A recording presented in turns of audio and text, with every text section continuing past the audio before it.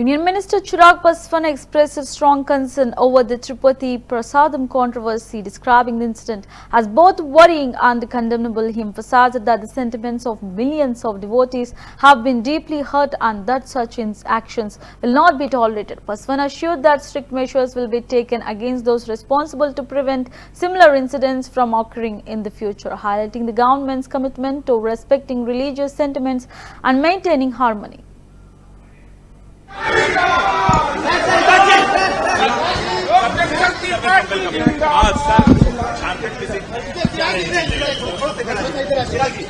देखिए, जैसा पिछली बार भी हम आए थे उस वक्त भी हमने कहा था कि झारखंड में आने वाले दिनों में यहां पर चुनाव होने वाले हैं और लोक जनशक्ति पार्टी रामविलास धीरे धीरे संगठन के स्तर पर अपने आप को मजबूत काफी हद तक कर चुकी है। पार्टी की राज्य इकाई का ये फैसला होगा कि पार्टी गठबंधन के तहत चुनाव लड़ना चाहती है या अकेले चुनाव लड़ना चाहती है। बहरहाल राष्ट्रीय अध्यक्ष होने के नाते जहां जहां पे भी पार्टी का संगठन मजबूत है और पार्टी जहां पर भी कार्यक्रम चाहती है, उस दृष्टि से आने वाले दिनों में हमारे कई कार्यक्रम यहां पर लगेंगे। आज 23 तारीख को हम लोग का लातेहार में, पलामू में भी कार्यक्रम है। आगामी 29 तारीख को फिर हम आएंगे, फिर यहाँ पे कार्यक्रम है। धनबाद में कार्यक्रम है वो। उसके बाद 6 को जमशेदपुर में कार्यक्रम है। तो आने वाले दिनों में कई ऐसे कार्यक्रम हैं और साथ ही में इन कार्यक्रमों के दौरान ही राज्य इकाई का ये फैसला भी तय किया जाएगा कि चुनाव में लोक जनशक्ति पार्टी रामविलास की क्या भूमिका रहती है।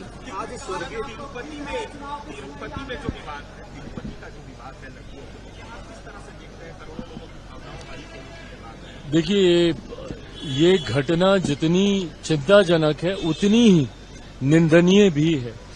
जिस तरीके से करोड़ों लोगों की भावना को ठेस पहुंचाया गया है, ऐसी घटना को कतई बर्दाश्त नहीं किया जा सकता। इसमें जो भी कोई दोषी होंगे, ये विश्वास सरकार आपको दिलाना चाहती है कि जो भी कोई इसमें दोषी होंगे उसके ऊपर कड़ी से कड़ी कार्रवाई की जाएगी ताकि भविष्य में कभी ऐसी घटना दोबारा न घटे।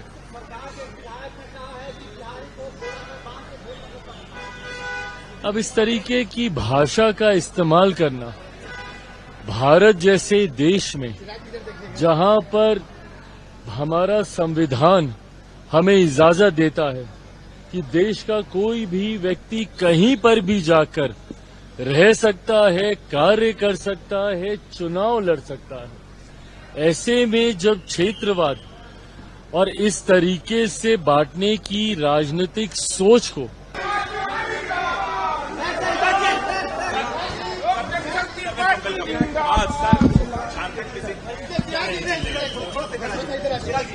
देखिए, जैसा पिछली बार भी हम आए थे उस वक्त भी हमने कहा था कि झारखंड में आने वाले दिनों में यहां पर चुनाव होने वाले हैं और लोक जनशक्ति पार्टी रामविलास धीरे धीरे संगठन के स्तर पर अपने आप को मजबूत काफी हद तक कर चुकी है। पार्टी की राज्य इकाई का ये फैसला होगा कि पार्टी गठबंधन के तहत चुनाव लड़ना चाहती है या अकेले चुनाव लड़ना चाहती है। बहरहाल राष्ट्रीय अध्यक्ष होने के नाते जहां जहां पे भी पार्टी का संगठन मजबूत है और पार्टी जहां पर भी कार्यक्रम चाहती है, उस दृष्टि से आने वाले दिनों में हमारे कई कार्यक्रम यहां पर